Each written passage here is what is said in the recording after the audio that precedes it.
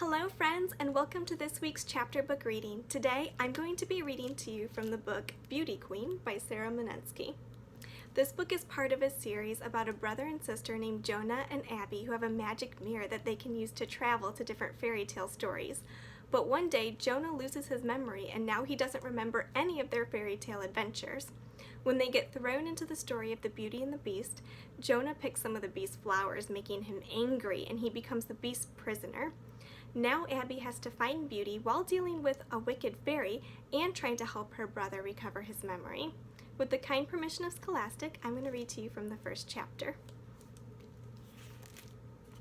Chapter 1. Put on your sneakers. My brother Jonah hides under his covers. Not again, Abby. It's already midnight. Yes again, I say, and it's not midnight yet. We still have 3 minutes.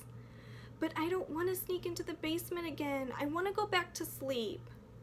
Do you remember anything about our magic mirror yet? I ask, looming over his bed. No, he says, his voice muffled. Nothing. Then you can't go back to sleep. Let's go, let's go! Here's the thing. We have a magic mirror in our basement. And at midnight, when we knock on it 3 times, the magic mirror sucks us inside and takes us into a fairy tale. Really? Well, first it turns purple, then it starts to hiss and swirl, and then it sucks us into a fairy tale. The issue right now is that my brother doesn't believe that the mirror in the basement is magical, which makes no sense because he's already been through the magic mirror with me 6 times. But the last time we went through, the fairy who lives inside the mirror, her name is Mary Rose, hypnotized Jonah by accident.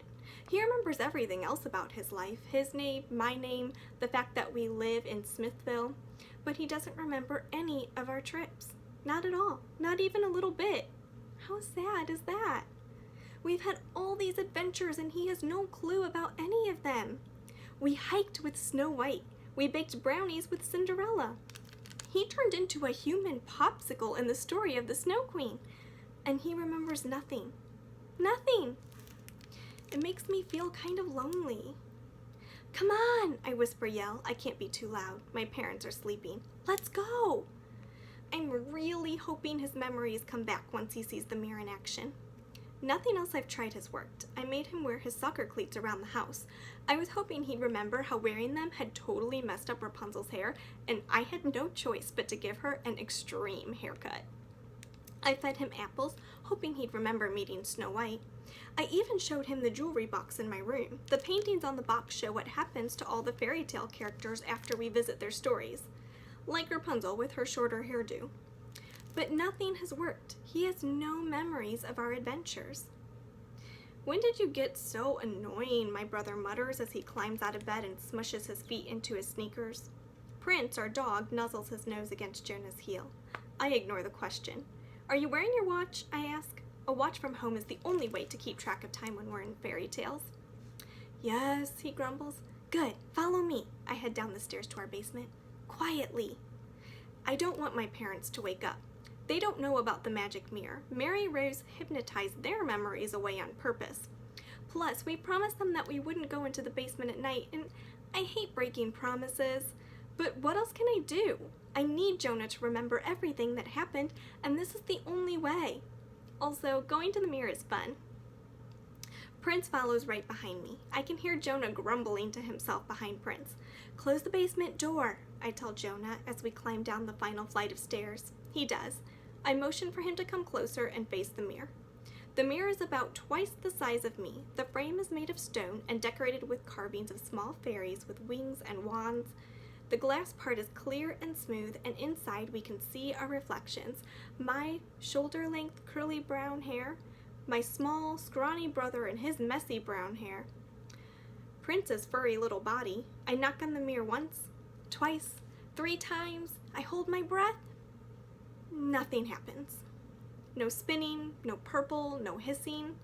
Crumbs, I mutter. I've dragged Jonah down to the basement every night for the past week to knock on the mirror, and Mary Rose is still not letting us in. Why not? I have no idea. Sometimes she's picky like that. Sometimes she waits for us to wear certain outfits before letting us into the mirror, like pajamas that look like a kingdom's flags. But she doesn't tell us what she wants us to wear, and it's hard to guess. A few days ago, I wore ballet slippers in case she was hoping to bring us inside the story of the 12 dancing princes. Today, I have breadcrumbs in my hoodie pocket in case she's thinking of taking us into Hansel and Gretel. Between the breadcrumbs and the ballet slippers and the apples, I've been working with a lot of different fairy tale props lately. Let me try one more time, I tell my brother. No, he says and scrunches up his face. Enough! We don't have a magic mirror. Yes, we do! What time is it? 12:05, Jonah says, glancing at his watch. Double crumbs. I guess it's not happening tonight. It's too late now. I exhale a super loud, super annoyed sigh. We'll try again tomorrow. Prince paws the mirror. He gets it. He wants Jonah to remember too. I can tell. Can't we take a few nights off? Jonah asks. It's Mom's birthday on Wednesday. I don't have a present for her yet. You can share mine, I say. I made a painting for my mother in art class. It's a vase of roses. Mom loves roses. I'm feeling guilty for sneaking around the house at night, and I hope that giving Mom something she really likes will make me feel better. I'm pretty sure she'll like the painting. It's great. At least I think it's great. I'll know tomorrow when it's dry. Let me try knocking one more time, I say, just in case. No, no, no, Jonah says. I don't want to talk to mirrors anymore. Just one more. No, he snaps. You're starting to freak me out, Abby. We don't have a magic mirror, and if you don't stop bugging me about it, I'm going to tell Mom and Dad you've gone crazy. Wait, Jonah, don't go. He has to remember. I need him to remember. Let me get you a snack. Do you want another apple, a brownie, maybe a popsicle? Prince wags his tail. Jonah blocks his ears and rushes up the stairs. I guess he's not hungry. If you want to find out what happens next, you can read or listen to the rest of the book at lakecounty.overdrive.com or hoopladigital.com.